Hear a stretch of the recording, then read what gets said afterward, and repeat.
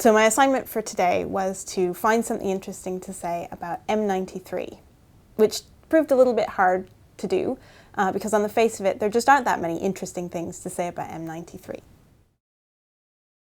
It's a collection of about 80 stars, about 100 million years old, about 20-25 light years across.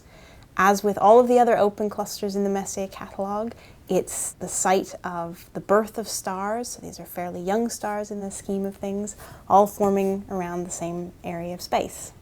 After a star has exploded, thrown its material out into the interstellar medium, it is out of this material that the next generation of stars, such as those we see in M93, is formed from. This material forms a giant molecular cloud, as it's called. Gravity starts to come into play. It pulls the material together. The material gets hotter and hotter, and eventually nuclear fusion processes switch on. And that, of course, is when we have a star. And it doesn't just happen for one object, but lots of objects form pretty much at the same time. And that's what happened in M93. Stars are amazing. How can it be that there can be 80 stars and it's boring?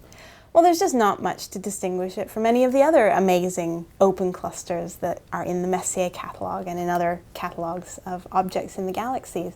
The challenge is to find something to say about this particular Messier object.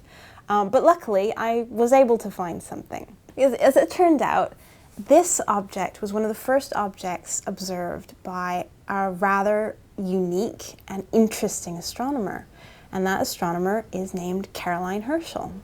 The name Herschel will be familiar to viewers of DeepSkyVideos because, of course, Brady, you have gone and visited the William Herschel telescope on La Palma. William Herschel was one of the giants of British astronomy, but he also had a sister, and he employed Caroline as his assistant and also as an observer alongside him. So she was really the first professional female astronomer. Essentially, William, at the time of this discovery, was very much interested in stars. And he built a small telescope for Caroline and instructed her to go out and essentially sweep the heavens.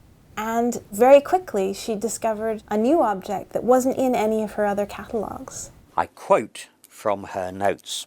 This was on February the 26th, 1783. Nebula about 1¼ degrees north, preceding the bright star in the ship. My brother examined it with magnification 460 and found not less than 20 stars. And later she goes on to say, Messier has it not. So there was, I guess, some competition between the Herschels and Messier. So this is an actual record of what Caroline wrote when she observed this object. And here we see the very interesting line that says, Messier has it not. And that's what got them excited. They thought that they discovered a new object that wasn't in the existing Messier catalogue. What Caroline and William Herschel didn't know was that there was a more up-to-date Messier catalogue that did include this object. In fact, M93 was one of the last of the Messier objects discovered by Messier himself. Now, when M93 was catalogued by Messier, it was in the constellation Argo, the ship of Greek mythology. And at some point, it was decided to divide it up into more manageably sized constellations. So out of Argo came Puppis, which is the Latin word for the poop deck of the ship Argo.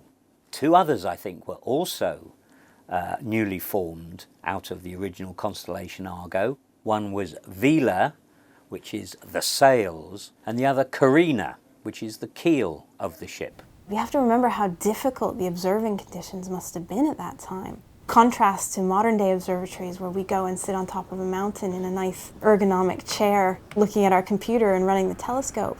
These astronomers were out in the cold, in the dark, perched up ladders. They didn't have even photographic plates to use. They had to look through the telescope, keep it moving, keep track of the time, of where they were pointed, write all this down somehow without losing their night vision. It was very grueling work. But obviously in those olden days, they had so many new things to discover. Obviously every night must have been quite exciting in some respect. Would you rather be Caroline Herschel or Dr Meghan Gray? All things considered, I think I would prefer to be Dr. Meghan Gray. The Milky Way looks blazingly bright, but in some ways actually not as pretty, because patterns of obscuration actually make the structure of the Milky Way much more interesting to look at. I guess the other thing to say about this dust that's obscuring our view, it's not like the dust that collects under the bed. Space is not full of flakes of